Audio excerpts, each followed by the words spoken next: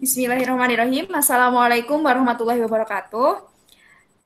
Kami di sini akan mempresentasikan tentang rencana proyek yang ingin kami lakukan, yaitu tentang pemanfaatan limbah serat aren yang digunakan untuk syngas dan juga RDF. Sebelumnya, izinkan kami untuk perkenalan.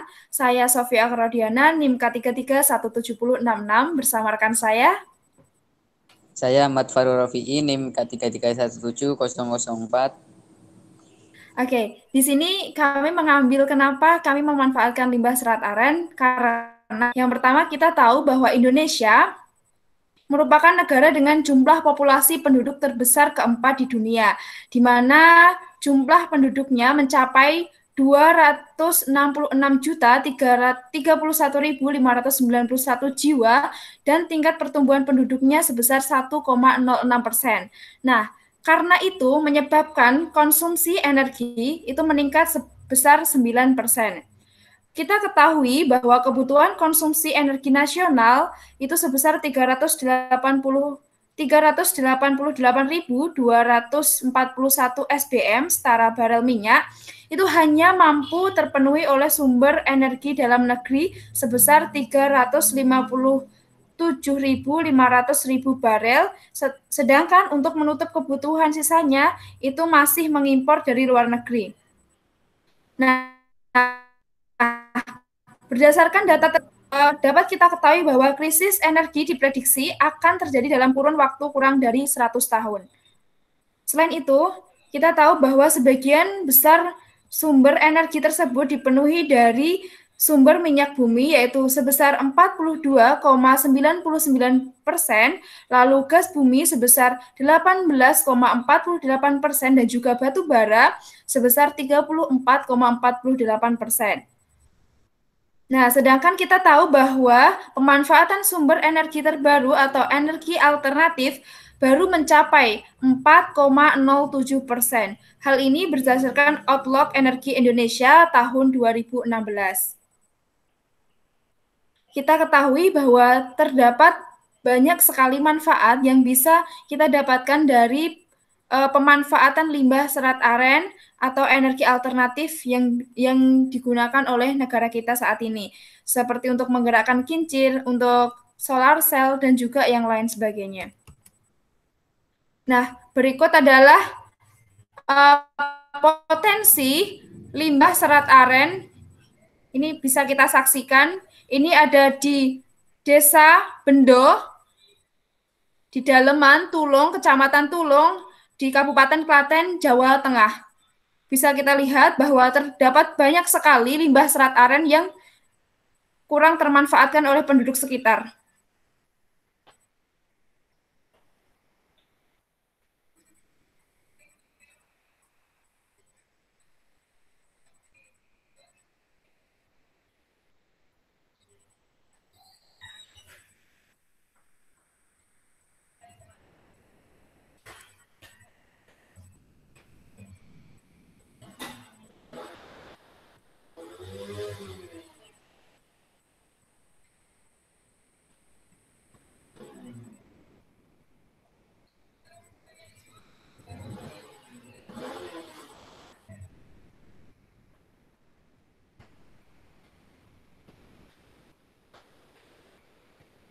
Nah, ini bisa kita lihat di sungai-sungai, limbah serat arennya belum termanfaatkan dan terbuang dengan percuma.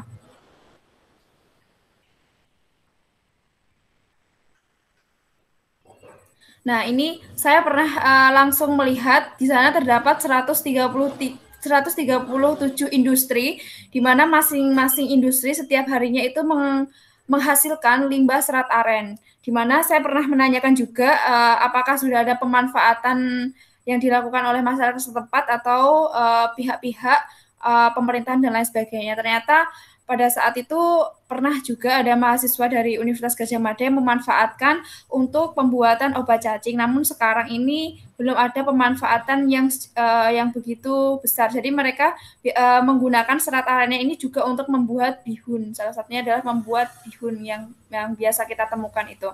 Nah, ini bisa kita ketahui jika hal ini dibiarkan, maka akan menyebabkan terjadinya pencemaran, tidak hanya pencemaran tanah, jadi juga pencemaran udara dan juga pencemaran air gitu.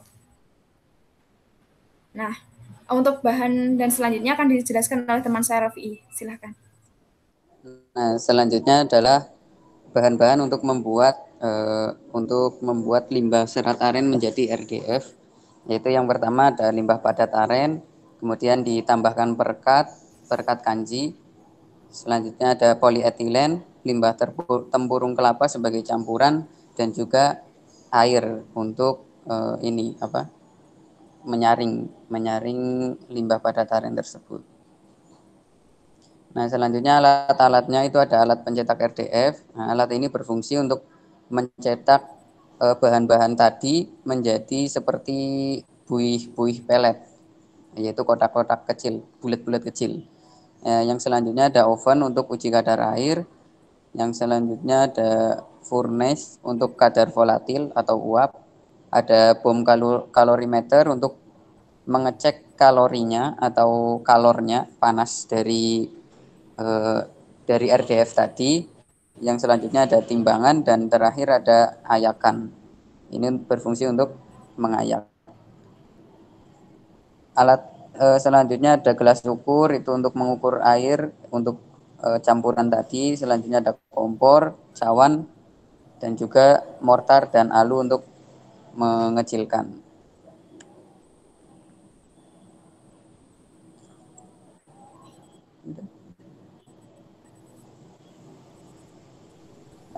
Selanjutnya adalah metode. Yang pertama ada mulai kita meniatkan untuk memulainya. Kemudian ada studi literatur dan persiapan alat-alat bahan. Kita membagi menjadi dua, yaitu limbah aren basah dan plastik PVC. Di limbah aren basah ada pengeringan, ada pengayakan 10 mes. Kalau di plastik PVC itu ada pengecilan partikel dan juga pengayakan, sama-sama diayak. Kemudian campuran bahan tadi dicampurkan dan juga ditambahkan tempurung kelapa, limbah aren, dan plastik dengan rasio 1:9, 4:6, dan 5:5. Yang selanjutnya itu penambahan perekat tepung kanji dan pencetakan RDF. Ya, jadi inovasi ini yaitu tidak hanya memanfaatkan limbah aren, tapi kami mengutamakan adanya limbah aren sebagai bahan. Nah, kami di sini juga ingin mengurangi sampah tempurung kelapa yang kita biasanya bisa temukan di pasar-pasar yang kurang adanya pemanfaatan secara khusus, dan juga sampah plastik. Yang ini juga mendasari kenapa kita mengambil sampah plastik, karena Indonesia merupakan negara kedua dengan populasi atau dengan jumlah sampah plastik terbesar setelah Cina, seperti itu. Jadi kami berusaha untuk mengkombinkan antara limbah aren, tempurung kelapa, dan juga plastik itu sendiri. Dengan rasio itu kami dapatkan berdasarkan literatur dari jurnal. Oke, selanjutnya apa sih itu RDF, Refuse Derived Fuel? Itu merupakan sampah yang diubah menjadi bahan bakar. Jadi sampah itu memiliki kandungan energi yang tinggi apabila dimanfaatkan dengan benar dan juga dapat memudahkan kehidupan manusia. Di mana dari RDF ini dihasilkan dari pemisahan fraksi yang mudah terbakar atau combustible fraction, dan juga fraksi sampah yang sulit terbakar atau non-combustible fraction dari sampah secara mekanik. Nah, RDF ini dikenal sebagai bahan bakar alternatif yang diproduksi dari fraksi sampah yang mudah terbakar, di mana tersusun atas sampah plastik dan material lainnya seperti tekstil, kayu, dan lain sebagainya.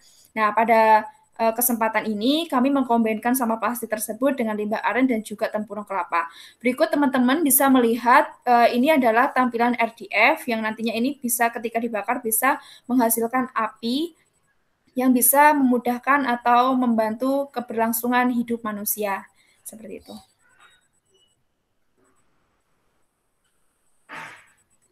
Oke.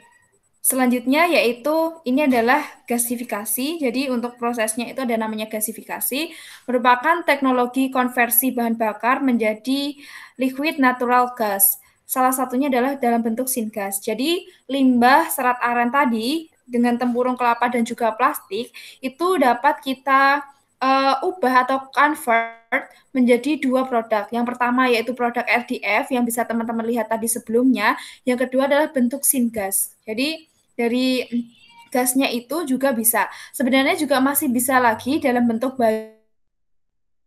menggunakan teknik yang lain, jadi bisa dihasilkan dalam 3 luaran gitu. Nah, gasifikasi adalah sebuah proses mengubah biomasa padat menjadi gas yang mudah terbakar. Nya mengandung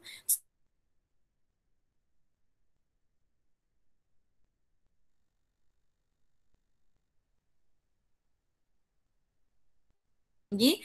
Sebagian besar bahan biomasa dapat dikonversi menjadi bahan bakar gas yang dikenal sebagai produser gas yang terdiri dari karbon monoksida,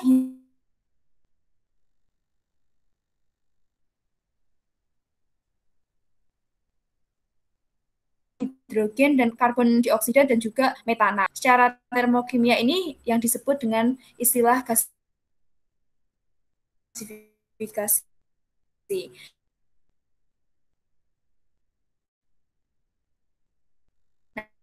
Nah, ini teman-teman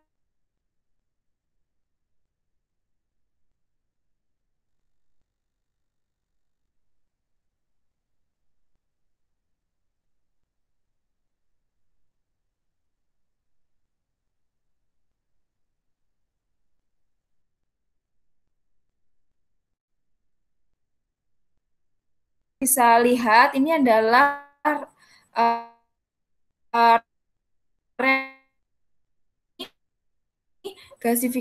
ini pada proses ini terjadi reaksi energi yang mengubah bahan bakar padat menjadi gas produser atau syngas seperti CO, CO2, H2, dan juga CH4 dengan menggunakan komponen utama yaitu blower sebagai pemasok oksigen. Nah, ini bisa teman-teman lihat di sini.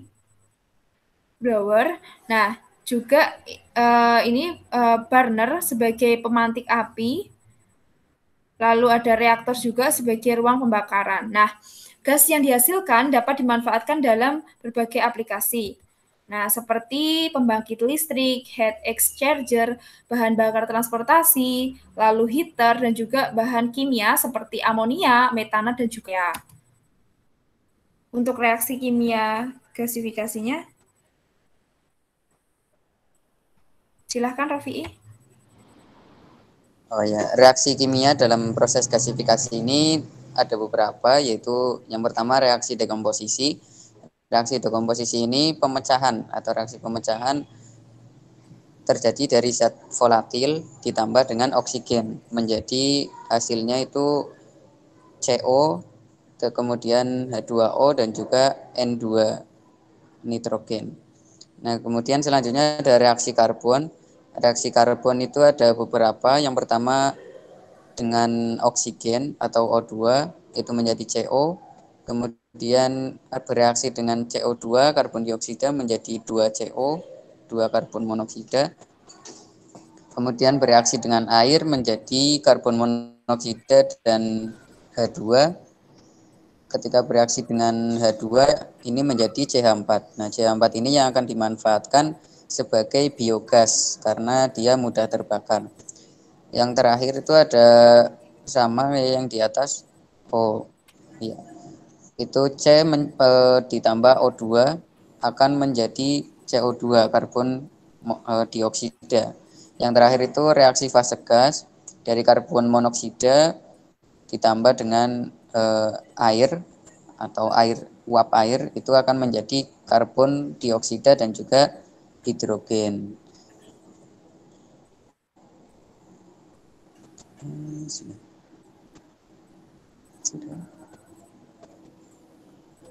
Selanjutnya Nah, ini bisa kita tahu, jadi ini adalah bagian implikasi yang bisa kita peroleh. Jadi ini adalah bagian implikasi dari pemanfaatan RDF limbah padat aren dengan variasi komposisi tempurung kelapa dan juga plastik tadi ya, plastik PVC tadi ya. Jadi ini RDF limbah aren dengan variasi komposisi. Nah, ini adalah tentunya adalah potensi ekonomi. Jadi kita bisa memberdayakan masyarakat setempat karena menghasilkan limbahnya itu bisa kita ambil, kita beli seperti itu ya. Lalu kita juga bisa mengajak masyarakat untuk bergabung ke dalamnya gitu, untuk membantu kita menyukseskan proyek ini. Lalu tentu juga go green. Kenapa go green? Karena kita memanfaatkan alam, yaitu limbah serat arennya tadi gitu, dan juga tempurung kelapa. Jadi dari prosesnya itu akan lebih ramah lingkungan gitu. Lalu akan lebih sustainable atau berkelanjutan karena produksi gula aren di Desa Klaten itu masih berlangsung sampai sekarang dan itu sudah lama sekali. Jadi untuk mendapatkan limbahnya tidak terlalu susah karena seperti yang kita tahu tadi bahwa terdapat 137 industri pati aren gitu. Selanjutnya tentunya ini akan membantu juga untuk energi alternatif selain menggunakan air, udara, angin dan lain sebagainya. Ini juga sangat prospektif dan sangat solutif sekali untuk membantu renewable energy atau energi terbarukan terutama untuk negara kita Indonesia. Nah, ini adalah kegunaan dari RDF. Jadi RDF itu sebenarnya kita bisa berdasarkan literatur itu bisa kita gunakan di Indosmen, juga bisa di PLTU. Jadi pembakaran batu bara itu dapat kita ganti dengan pemanfaatan atau pembakaran dari RDF yang komposisi limbah aren, tempurung kelapa dan juga plastik tadi gitu. Jadi itu bisa digunakan untuk di pembangkit listrik tenaga uap yang masih memanfaatkan batu bara, padahal batu bara sudah diprediksi merupakan salah satu bahan yang akan habis nantinya gitu. Oke. Selanjutnya yang terakhir itu ada kesimpulan. Yang pertama, konsep dari pemanfaatan limbah aren sebagai RDF atau refuse derived fuel dengan variasi komposisi biopolietilen, yaitu memanfaatkan potensi limbah aren, limbah plastik, dan juga limbah tempurung kelapa sebagai bahan RDF yang akan dicari variasi mana yang paling baik untuk digunakan sebagai bahan bakar dengan melihat hasil eksperimen terhadap nilai kalor dan masing-masing variasi. Kemudian yang kedua, implikasi dari pemanfaatan limbah aren menjadi RDF dengan variasi komposisi bioetilen adalah produk yang dihasilkan memiliki nilai kalor yang tinggi. Jadi RDF dari limbah aren ini sangat direkomendasikan. Pemanfaatan limbah aren, limbah plastik, dan juga limbah tempurung kelapa mampu mengurangi pencemaran lingkungan. Pemanfaatan limbah berpotensi meningkatkan perekonomian masyarakat Desa Bendo.